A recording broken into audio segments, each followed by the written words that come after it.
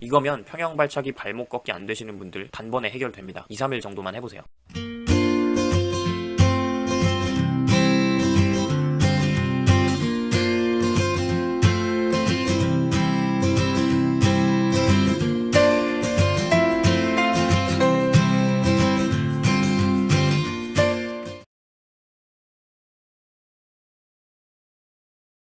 안녕하세요, 수영독학입니다. 오늘 내용은 평형 발차기 2부고요. 물속에서 하는 영상들을 주로 볼 겁니다. 이론 같은 것들은 지난번에 웬만큼 다 설명드렸으니까요. 아마 빨리 끝날 것 같네요. 먼저 물속에서 한 다리씩 움직이는 걸 보도록 하겠습니다. 구분 동작은 지상에서도 할 수 있다고 말씀드렸고, 지난번 영상에서 디테일하게 소개를 다 해드렸기 때문에 물속에서 움직이는 느낌만 빠르게 볼게요. 수영장 수심이 발이 닿는 정도라면 완전히 벽에 붙어서 다리를 바닥에 밀착시킨 것처럼 해보실 수 있을 거예요. 벽이 바닥인 것처럼 활용하실 수가 있는 거죠. 엎드려서 하는 거랑 비슷하게 해보실 수 있어요. 세 동작 움직임이고요.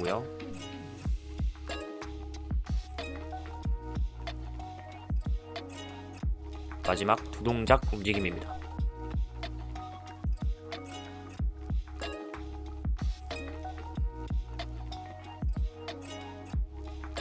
이번엔 흔히 하는 실수들을 볼까요? 다리를 들어 올리면서 고관절을 구부려서 발바닥이 바닥을 보는 경우입니다. 엎드려 있다면 발바닥이 뒤쪽을 보는 게 되겠고요. 이렇게 고관절을 펴주고 발바닥이 뒤쪽, 엎드려 있다면 하늘을 보는 게 맞습니다. 이건 발바닥으로 차지 못하고 자유형이나 배영처럼 발등으로 차버린 경우인데요. 발목 움직임이 익숙하지 않으면 이런 움직임도 많이 나옵니다.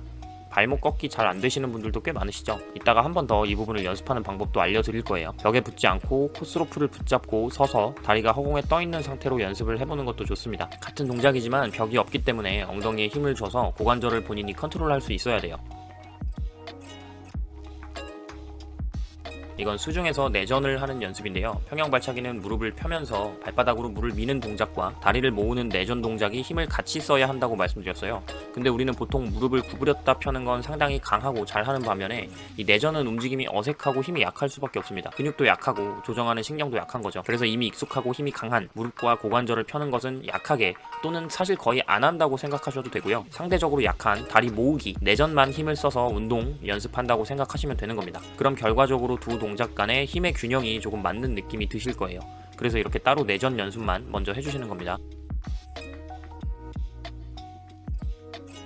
이 허공에 서서 연습할 때 다리가 바닥이나 벽에 가려지지 않기 때문에 고개를 약간만 숙이시면 내 다리를 보면서 연습할 수가 있어요. 그래서 허벅지가 서로 어긋나지 않고 계속 만나 있게 고관절을 펴면서 연습을 해줍니다. 바닥에 엎드린 것처럼요.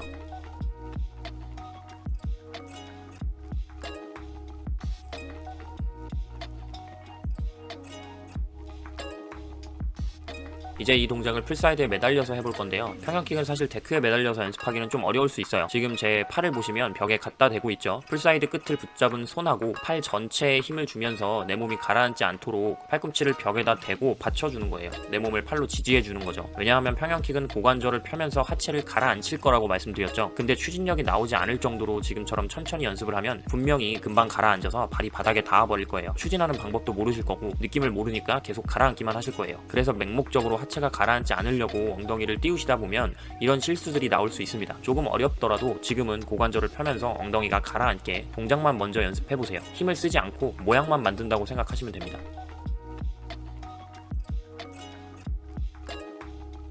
이건 아까 봤던 발목을 펴서 발등으로 차버리는 실수예요. 가라앉다 보니까 가라앉지 않으려고 급하게 익숙한 자유형처럼 발차기를 차버리는 거죠. 그래서 이런 모양이 나오게 될 수 있습니다. 물론 다른 이유 때문에 이런 모양이 나올 수도 있어요. 말 그대로 익숙하지 않아서인데요. 이거에 관련해서 머슬 메모리라는 개념을 좀 간단히 설명드릴게요. 머슬 메모리는 운동에서 생리학적으로 또는 신경학적인 관점에서도 쓰입니다. 이 두 가지가 조금 다른 개념이라서 이해하기 쉽게 설명드릴게요. 생리학적인 머슬 메모리는 처음 운동을 하는 사람보다 근손실로 근육을 한번 만들었다가 잃어버린 사람이 운동을 했을 때 더 빨리 근성장이 일어난다 라는 개념이에요. 왜 운동선수들이 운동 그만뒀다가 조금만 운동해도 막 근육이 엄청 빨리 만들어지는 거 본 적 있으시죠? 그게 바로 생리학적인 의미의 머슬 메모리입니다. 다음으로 신경학적인 머슬 메모리는 말 그대로 근육이 동작을 기억한다 라는 거예요. 여러 번 반복한 동작들은 왜 몸이 기억한다 이런 말 쓰죠. 여러분들이 지금 하고 계시는 젓가락질이나 손으로 글씨 쓰는 것도 다 마찬가지입니다. 그 동작을 충분히 연습했기 때문에 동작을 할 수 있는 신경이 발달돼서 전혀 신경을 쓰지 않아도 그 동작이 자연스럽게 자동으로 이루어지는 거예요. 이 머슬 메모리라는 것은 운동 뉴런들이 뇌의 시냅스 연결을 이루어야 하고 그것은 반복과 수면을 동반한 휴식을 통해서 효율이 높아집니다. 따라서 여러분이 오늘 연습한 동작은 오늘은 잘 안 될 수도 있지만 내일 아침에 자고 일어나면 조금 더 익숙해질 거라는 얘기예요. 그리고 그게 한 번, 두 번 반복되면서 더 정교해질 거고요. 그래서 악기 연주 같은 것도 연습만이 답이다 라고 이야기하는 겁니다. 이게 다 손가락 운동의 정교한 조정이기 때문이죠. 자, 다시 돌아와서 발목은 다른 관절하고 다르게 편다라는 표현이 사실 해부학적으로는 없습니다. 발등 쪽으로 굽힌다, 발바닥 쪽으로 굽힌다 라고 얘기를 하는데 이 발등 쪽으로 굽히는 우리가 흔히 발목을 꺾는다 라고 하는 동작을 여러분 평소에 자주 하시나요? 저도 일부러 운동할 때 하지 않으면 운전할 때 빼고는 이런 거 할 일이 별로 없어요. 거기다가 저는 스틱 차량이 아니라 오토 차량을 몰기 때문에 클러치를 사용하지 않아서 왼발은 더더욱 쓸 일이 없습니다. 실제로 평영 처음 배우시는 분들 중에 오른발은 발목 꺾기가 잘 되는데 왼발은 안 돼서 답답하셨던 경험 있으신 분들이 있어요. 바로 왼발에 머슬 메모리가 없어서 그렇습니다. 그럼 반대로 얘기하면요, 이 머슬 메모리만 만들어주기만 하면 발목을 잘 꺾을 수 있다는 얘기예요. 그냥 자기 전에 한 번씩 해주세요. 간단합니다. 발등 쪽으로 발목을 굽혀주기만 하면 돼요. 나중에는 이렇게 발바닥 굽힘, 그러니까 우리가 흔히 발목을 편다라고 얘기하는 동작도 연습해주셔야 하는데 지금은 그냥 발등 쪽으로 꺾어서 자유형 배영과 다르게 발목을 사용해보는 연습만 해보시면 됩니다. 이 동작이 어색하거나 아직 머슬 메모리가 없는 어린아이들 같은 경우는 이렇게 발목을 꺾으면 막 손가락이나 손목까지 같이 꺾어요. 익숙하지 않아서 다른 불필요한 부분까지 긴장이 들어가는 거, 힘을 주는 거예요. 한 발씩 까딱까딱 혹은 교차로 해보시면 좋고요. 반대쪽 발목은 펴는 게 아니라 꺾는 힘을 빼주는 정도만 하면 됩니다. 이거면 평형발차기 발목 꺾기 안 되시는 분들 단번에 해결됩니다. 2, 3일 정도만 해보세요. 여기까지 잘 됐다면 이제 바로 킥판을 가지고 물속으로 들어가 볼게요. 물속에서는 네 동작까지 할 시간은 없어요. 몸이 지나치게 빨리 가라앉을 거예요. 세 동작부터 시작을 하는데 무릎을 펴면서 물을 밀어내는 힘은 전혀 사용하지 않고 내전의 힘만으로 앞으로 추진할 수 있도록 처음에 연습을 해주세요. 그게 잘 된다면 차내는 힘까지 같이 썼을 때는 당연히 추진이 더 잘 될 겁니다. 이 두 동작, 세 동작, 구분 동작에 대한 자세한 설명은 지난번 영상에 있으니까 참고해 주시고요. 차는 힘과 모으는 힘을 쓰는 타이밍을 살짝 오버랩 해주면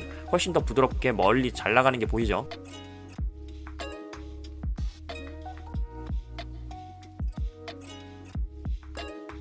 이건 여러분이 지금 하실 필요는 없고 나중에 기회가 되면 익스퍼트 스텝에서 보게 되실 건데요. 윗킥도 아닌 게 웨지킥도 아닌 형태죠. 마치 우리가 땅 위에 쪼그려 앉았다가 점프하듯이 튕겨나가는 그런 방식인데요. 발을 옆으로 채찍처럼 휘감는 윗킥하고도 좀 다른 걸 볼 수 있어요. 이렇게 내전의 힘은 거의 쓰지 않고요. 앉았다 일어나듯이 물을 밀어내면서 나가는 평형킥의 방식도 있어요. 근데 지금 당장 여러분이 이렇게 하려고 하시면 고관절을 심하게 구부리면서 이상한 움직임이 나올 수도 있습니다. 이건 아까보다 더 심하죠. 아까 제가 보여드린 두 동작 혹은 세 동작 구분 동작에 비해서도 앞으로 잘 안 나가는 게 보이실 거예요.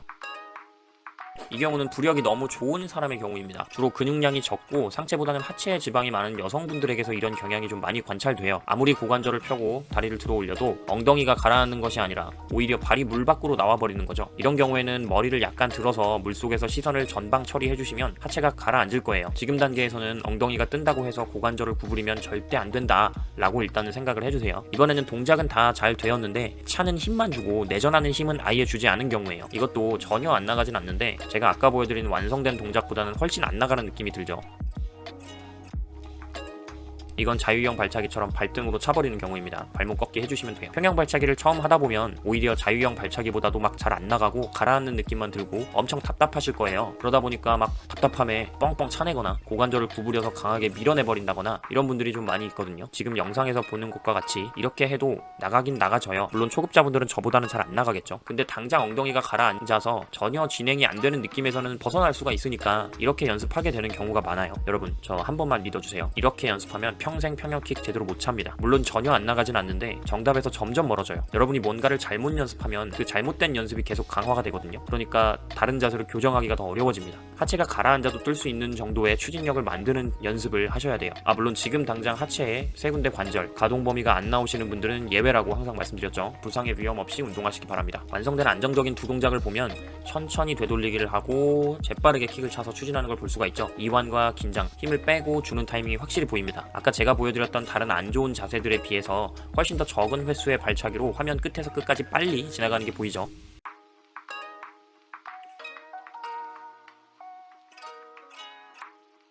자, 평형킥은 여기까지입니다. 자유형 배영과는 추진 메커니즘이 완전히 다르고요. 동작에 능동적으로 동원되는 관절수가 많아진 만큼 움직임이 어렵고 낯설 거예요. 거기에 얼핏 비슷해 보이는 물 밖에서 앉았다 일어났다 하는 동작과도 좀 미세하게 다르죠. 그래서 시간을 들여서 침착하게 천천히 머슬 메모리를 잘 만들어주지 않으면 상당히 까다로운 영법으로 남아서 여러분을 스트레스 받게 만들 겁니다. 반면 천천히 침착하게 시간만 가지고 잘 하신다면 평형 발차기만큼 장거리 수영에 적합한 영법이 없다는 것도 느끼게 되실 거예요. 여러분 우리 인생도 수영도 항상 힘 빼시고 take it easy 하시기 바랍니다. 감사합니다. 굿바.